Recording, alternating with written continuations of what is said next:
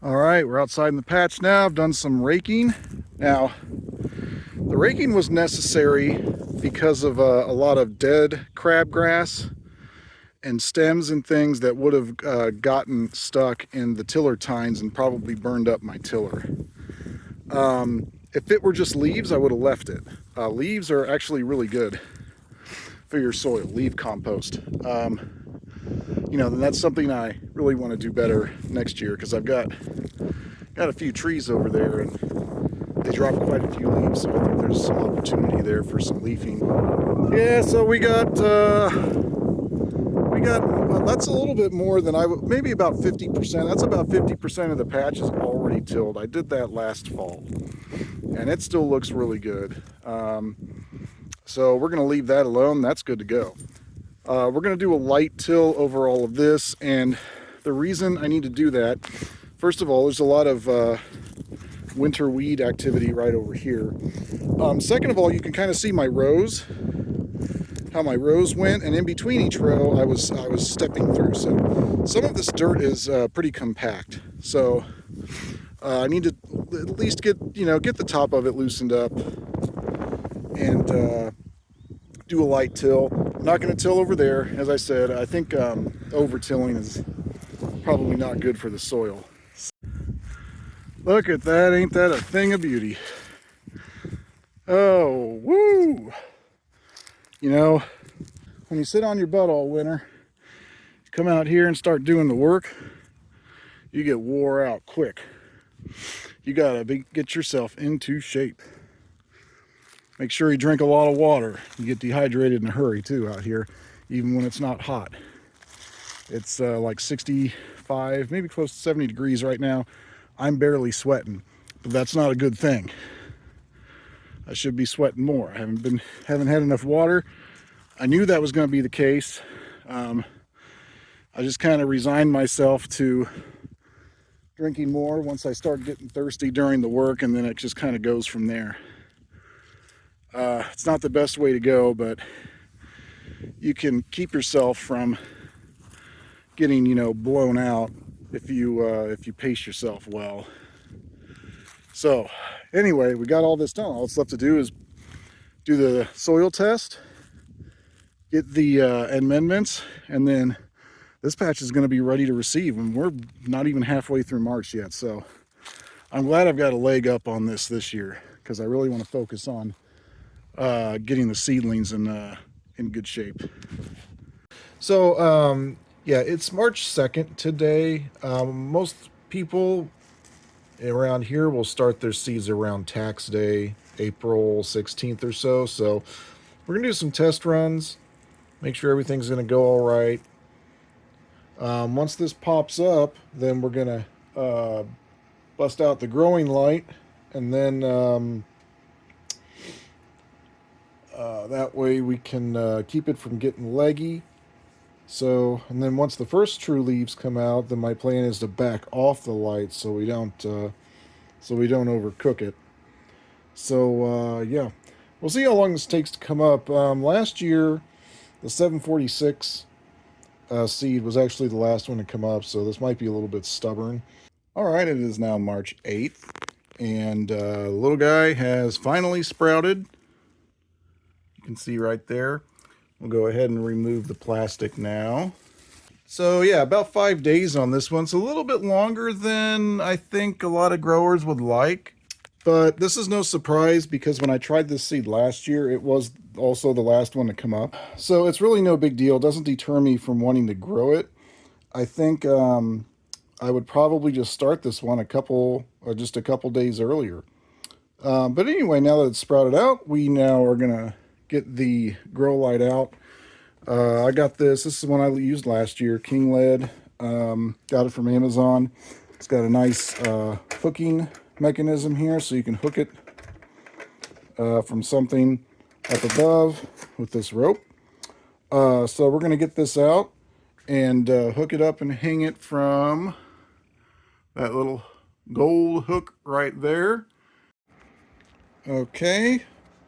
Got her all set up and hooked up here. I'm going to move this guy into position. Maybe move the table a little bit there. There we go. We're going to keep it on the heating mat. There we go. So we do this so the plant doesn't try to just grow up and look for light. We got light right here now. Okay. So now on my my backup phone here, we've got PPFD meter. So right here, it's about 447, something in there. So that's pretty good. We'll go ahead and keep it there. It's actually pretty good. If I want to raise it up a little bit later, as it grows, I can just pull on this thing right here, and it'll bring it up. So yeah, we'll see how she does here. All right, so let's take another look at our seedling here. We're moving right along here. We got true leaves poking out right there. The cots are kind of drooping on me here, and I think it might be because we need to probably back off this thing even more. Looks like it says 750 or 750, 350. I'm going to back this off to about 300 and see if it continues to not be leggy. And if that is the case, might have went a little too far there. But this upper 200's probably okay. Okay, just continuing right along. I think we found our sweet spot with the light. This leaf's looking really nice. The top of it, of course, you can has some visible damage there. You can see this is before I moved the light up, and I don't think bugs would have caused this or anything. So. And as you can see, the rest of the leaf is perfectly healthy. The plant's starting to droop a little bit, though, on this side. That's what happens when they're a little taller than you'd like. They tend to sway a little bit. But yeah, I think we found the sweet spot here with the light, and so we'll go with this for now and do another test here in a couple weeks. All right, so this is probably what everyone's waiting to see right here, the soil test results I finally got back. I actually got the paper version in the mail before they were able to email it to me. I guess the lady was out of town and didn't get around to sending me the email, so this actually just showed up. Then I got the email on the same day. So let's take a look at the numbers. pH is a little low. So apparently my adding sulfur the past couple of years has finally taken effect. So we're actually going to need to bring that up a little bit. Sandy loam, all that. So my numbers are actually not bad. Of course, nitrogen's low, phosphorus is low. Calcium is actually way lower than it's been. My calcium in the past was like in the 3000s. Now it's way down here. But if we have a kind of an interesting issue, good potassium number, by the way, I'm happy with that. Magnesium is high. A lot of times, or the past 2 years, both magnesium and calcium were high, so that those kind of even each other out. But now that calcium is low, and we need to bring up the pH, now we have to add something to the soil that's going to neutralize the pH without adding more magnesium. Otherwise, that's going to throw everything out of balance. My friend down in Bloomington, Steve Strickler, kind of brought that to my attention.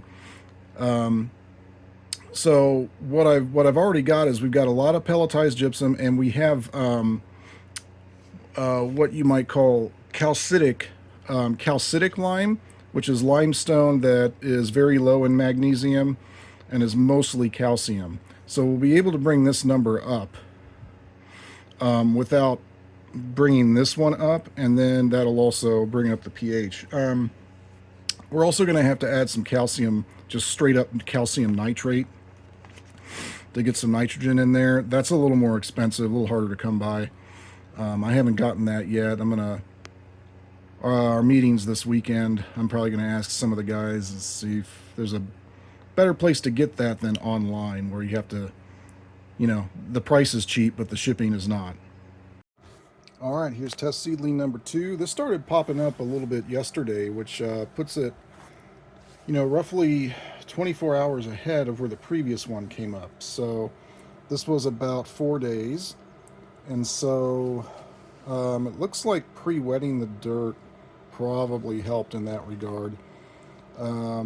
Also, we still have the light here set higher than before, so we're going to keep an eye on this. And it's actually getting pretty close to seed starting time, so I'm going to keep going with this, just kind of see how it goes as far as legginess and the first true leaf development, and then after that we'll just get going with the actual seeds. Now if this one turns out all right, I might just use this one. It's really not too early, given that I really don't have methods to expedite the growth of the seedlings other than just having, pro mix starting soil. So, and heating pads and things like that. But even with that, it doesn't seem to have a huge advantage. Okay, we are very close to actual seed starting time. It's April fudge. Why can't I ever remember the stinking date? All right, take two. It's April 6th. Now, a couple things. First of all, I'm starting probably tomorrow.